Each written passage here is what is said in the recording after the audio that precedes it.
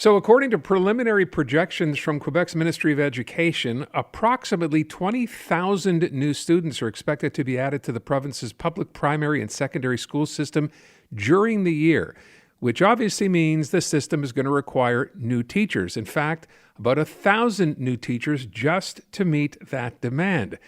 Now, last year, you may remember, we were talking about a teacher shortage within the province. We heard the education minister suggesting that it wasn't going to be easy, but the system would, of course, take care of itself. Some retired teachers might come back into the system. They were asked to.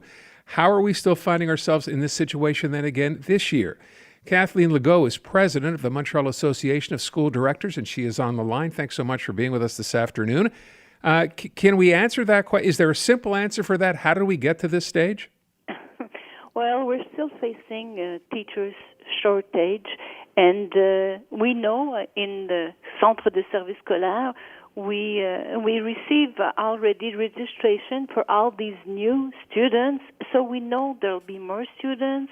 We know there's been retirement. We know that some people quit their position, so we're expecting, again, a beginning of the year with shortage, not only teacher, but with all other professionals, secretary, educator. It will be, again, difficult to start the school year. So, as I said, last year, we were sort of looking at this problem as well. You talk about teachers who've left, retired, or quit. And as I said in the introduction, we know the minister had reached out and suggested they come back into the system. Have you seen that start to happen? Are people who retired or quit coming back?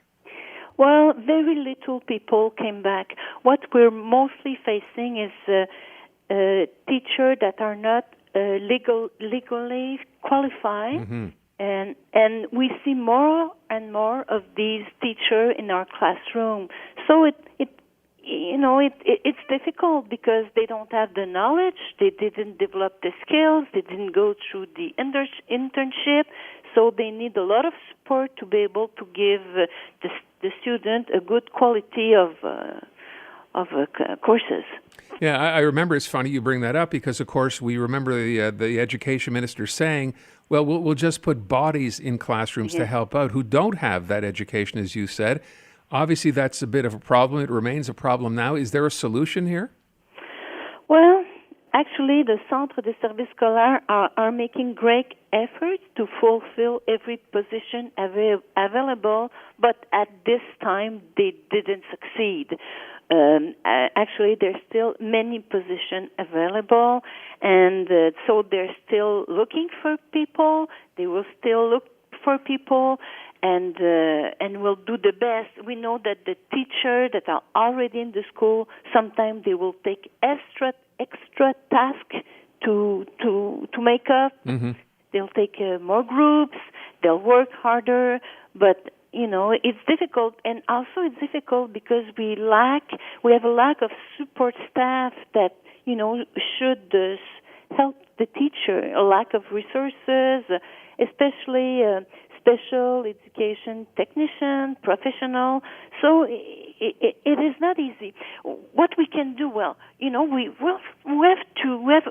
need a better plan. We must find solution to keep teachers, mostly teachers in the profession, because many of them, they go to university, they go through internship, and they come in our school, and after a couple of years they leave. So there must be something that we can do to keep them. I still don't understand why, while they're in internship, they don't get paid. I mean, if we really need more people, how come we don't do what we need to do to make the profession more attractive? There are things we could do, and so far, I think the government can do better, can do more, so that we find this solution made in place quickly. You mentioned, of course, about paid internships, which is an issue not just in teaching, but in a couple of other professions as well. Yes. I wonder, the government obviously realizes this is a problem. My question was going to be, is money something that can fix this? And it doesn't seem that's necessarily the right answer, right? Is money alone what's needed here? No, money alone is not the answer, but if you want to attract people in there's been improvement. The salary when you start is better. This is good, and but it's not enough. So we have to do more. So we have to make sure that every school has got some kind of autonomy in all the what they do with their budget, so that they can make sure that they can answer the needs of the students with the resources they've got, and that they're not stopped by restricting budget. So that's a kind of a solution. We need to make sure that we put a measure in place to keep experienced teacher, maybe a couple of years longer. Mm-hmm. So what can we do for that? So we need a better plan to face the worker shortage in education. So, people listening to this today will think, okay, we're going to be short teachers. We have all these new students coming in. What happens if we don't have enough teachers or support staff? Then what? Well, so far, in the Montreal area, we face shortage for about, 8 to 10 years. So far, we found solution. And, sometimes there's no qualified teacher, but we take a teacher with a degree that's close to teaching, and we support that person.